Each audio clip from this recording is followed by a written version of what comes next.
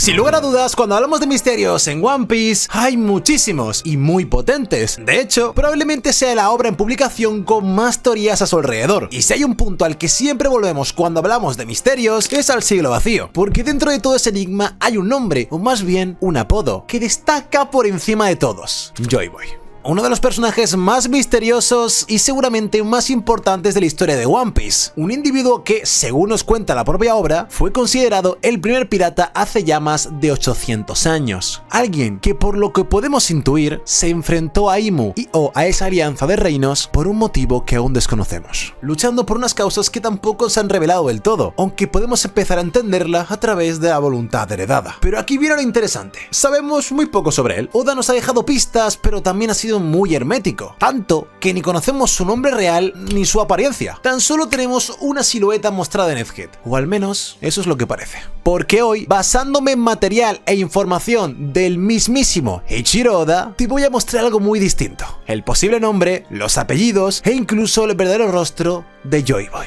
¿No me crees? No te preocupes, quédate en este vídeo porque te lo voy a demostrar. No, de hecho, hagamos un trato. Si al final de este vídeo mi teoría te gusta, te convence o te cuadra, te reto a que le des al botón del hype que estás viendo cómo hacerlo en pantalla, dejes un like y te suscribas. Y si no, estás invitado a dejarme en los comentarios el por qué no te convence o tu teoría. Estaré encantado de leerte y debatir contigo. Así que sin más dilación, vamos con el vídeo. Este vídeo se va a dividir en tres partes. Primero, sus apellidos. Segundo, su apariencia. Y tercero, su nombre. Todo respaldado con argumentos y material del propio Oda. Así que vamos con el primer punto: los apellidos. En One Piece hay un patrón muy claro: las antítesis, los choques de voluntades. Tenemos el ejemplo más evidente: Marshall D. Teach, o debería decir David D. Teach, versus Monkey D. Luffy. Dos personajes completamente opuestos en todo, pero unidos por algo fundamental: ambos son D, ambos son soñadores y ambos persiguen un mismo objetivo desde perspectivas totalmente distintas. Y esto no es casualidad. De hecho, ahora vamos a remontarnos al siglo vacío, porque Oda nos ha dejado pistas muy claras de que este patrón no es nuevo, sino que viene de hace más de 900 años. Y aquí entra uno de los puntos más importantes de todo el vídeo: la relación entre Davy D. Jones y Joy Boy. Y es que todo esto lo hemos reflejado de forma indirecta en los diálogos del enfrentamiento entre Chebek e Imu en God Valley. Vaya pedazo de flashback, Chebek, te amo. Y es que en su primer encuentro, Imu dice algo muy revelador: ¿has venido hasta aquí para acabar conmigo, Davy Jones?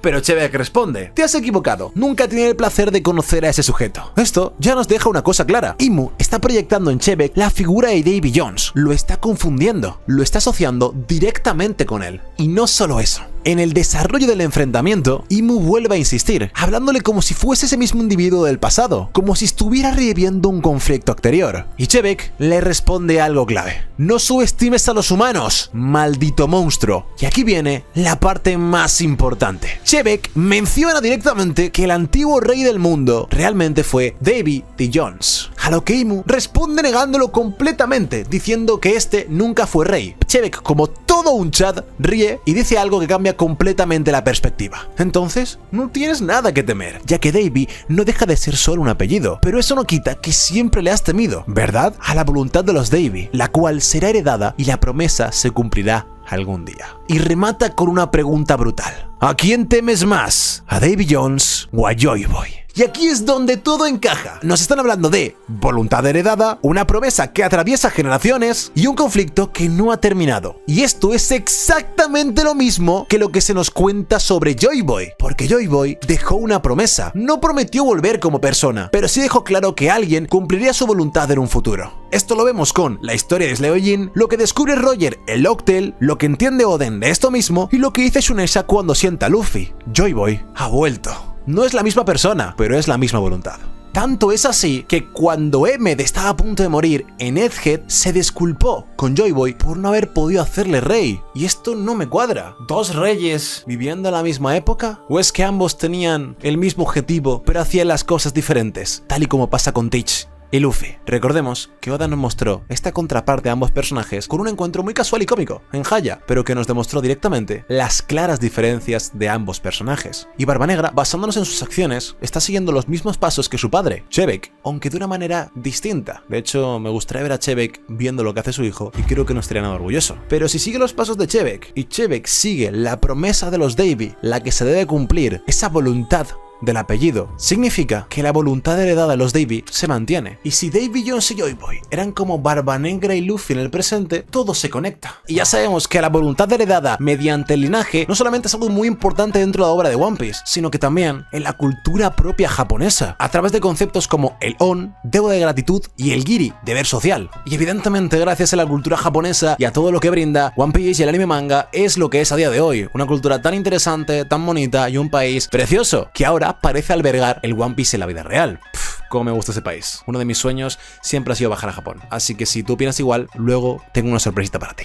Pero volviendo a la teoría, aquí tenemos el punto clave. Cada vez que alguien que conoció al verdadero Joy Boy y ve a Luffy en Year 5, lo confunde con él. Y lo que piensa la mayoría de la comunidad es que es por Nika, es que Joy Boy es simplemente un título hereditario, lo cual esto último en ningún momento de la obra se nos ha dado a entender directamente. Pero, ¿y si no es solo eso? ¿Y si no lo confunden solo por el poder, sino porque realmente se parecen? Porque si fuese solo por el poder, ¿confundirían a Zoro si tuviese el Year 5? Yo creo que no. Entonces la conclusión es clara. Joy Boy no es un posible título. Joy Boy fue una persona real, con una apariencia concreta y muy probablemente un antepasado de Luffy, un Monkey D. Y esto se refuerza aún más con el anime, porque cuando escuchamos la voz de Joy Boy, descubrimos que Urara Takano es la misma actriz que interpretó a Luffy en su primera adaptación animada en 1998, con la OVA Defeat Him de Pirate Ganzak. Esto no es casualidad, esto es solo diciendo, sin decirlo, este es Luffy, pero en su forma más primigenia. Y quédate con esa palabra, primigenio, porque lo lanzamos con el punto número 2, la apariencia de Joy Boy. Si Joy Boy es ese Luffy primigenio, ¿cómo se vería? ¿Cuál es su rostro? Y aquí entra uno de los puntos más interesantes, porque si analizamos el poco material que tenemos sobre este personaje, que es ese encuentro entre Emmet y Joy Boy, ese micro flashback donde vemos una silueta, quiero que os fijéis en la pose que estáis viendo ahora mismo, una pose bastante característica, y quiero que la comparemos con este dibujo antiguo de Oda. Las tenemos aquí y las juntamos. Coincide. Y no es una coincidencia cualquiera. Estoy hablando de ilustraciones oficiales del primer Color Walk, que de hecho tengo aquí en mis manos. Y es que en el apartado Early Days encontramos los primeros diseños de los Mugiwara. Vemos a una chica con pelo corto, un espadachín sin un ojo que le gusta el alcohol y un pirata ilusionado por el inicio de su aventura. Nami,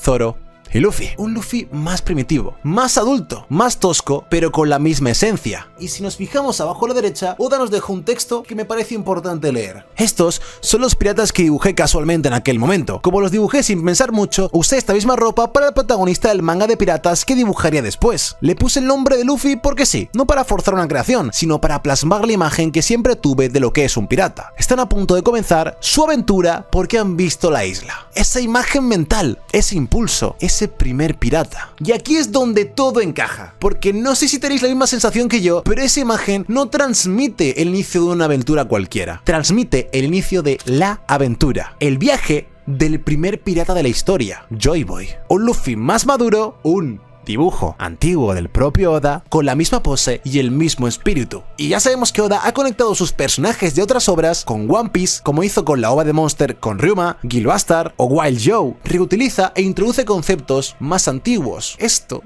deja de ser casualidad. Y el punto más importante, el número 3, el nombre. Vale, tenemos los apellidos, tenemos la conexión y tenemos la apariencia. Pero, ¿y el nombre? Vamos para allá. Existen otros documentos de diseños antiguos de Oda datados con mayor antigüedad que lo que os he enseñado antes, específicamente 3 años antes, donde aparecen diseños primitivos de diferentes personajes. Entre ellos tenemos el diseño de esa Nami antigua llamada Rizeru, y la verdad no parece haber cambiado mucho. Luego tenemos un dibujo de alguien a la derecha que no sé si es el mismo viejo que tenemos a la izquierda llamado Merry, el cual en su traducción pone que es el espíritu de un árbol de goma con más de 5000 años de antigüedad. Muy interesante, aunque bueno, esto ya lo tocaremos en otro vídeo. Pero lo más importante está en el medio de la imagen. Tenemos un diseño de Luffy, el más antiguo, incluso que se parece mucho más a nuestro Luffy actual que el diseño que Oda dibujó 3 años después, aunque igualmente se ve un tanto distinto. Tiene un pañuelo con la forma de la Gomu Gomu, como mi chaqueta, viendo que el muy enfermo de Oda ya tenía en cuenta ciertos detalles, pero ¿Luffy siempre se llamó así? ¿O el Luffy primigenio tenía otro nombre? Pues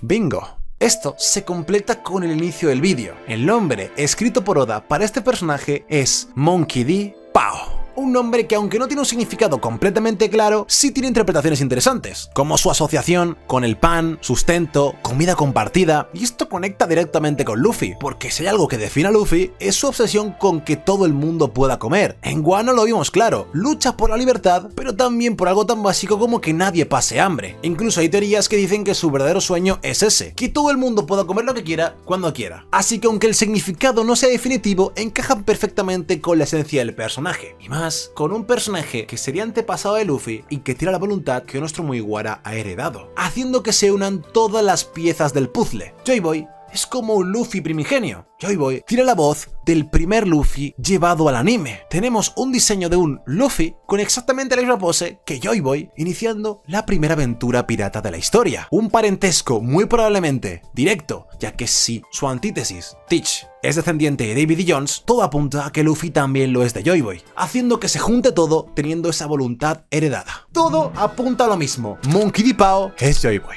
Por eso se parecen, por eso los confunden y por eso su voluntad ha atravesado siglos, volviendo a enlazarse muy profundamente con la cultura japonesa, la voluntad heredada, el respeto a los antepasados y el legado familiar, conceptos que One Piece ha utilizado durante toda la obra y que hacen a la cultura japonesa tan peculiar y tan interesante. Tanto es así que he decidido ir a Japón. Esta es la sorpresa que te tenía guardada y tú puedes venir conmigo. De hecho, ya hay bastantes personas apuntadas al viaje y no creo que te lo quieras perder. Estaremos en Japón 15 días y 14 noches por un precio totalmente de mercado. Visitaremos grandísimos lugares, tanto de One Piece, tanto de anime, tanto de la cultura japonesa. Estaremos en más de 5 ciudades y podrás venir conmigo, Zrolly y Matt, con una guía que es friki como nosotros y que se conoce Japón con la palma de su mano. Será en octubre de este año, tienes toda la información en pantalla y el enlace en mi descripción y en el comentario fijado. Te aseguro que es una experiencia que no te quieres perder, porque Nakama, y estoy seguro de que tú también quieres ir a Japón, al país de One Piece, al país de Oda. Así que, ¿por qué no cumplimos ese sueño juntos? ¿Nos vemos en Japón? Así que aquí lo tienes. Joy Boy tiene nombre, tiene rostro y tiene legado. ¿Qué opinas? ¿Te convence? Porque dentro de la poca información que tenemos, creo que es una teoría bastante sólida. Y lo mejor de todo es que no se basa en suposiciones vacías, sino que en material del propio Oda y en su forma de construir las historias. Y ya sabes, si te he convencido, dale al hype, suscríbete y dale a like. Y si no, espero leer tu opinión y o tu teoría en los comentarios. Así que nos vemos en un siguiente vídeo, otakus, feiteros y tochakamas. ¡Sayonara!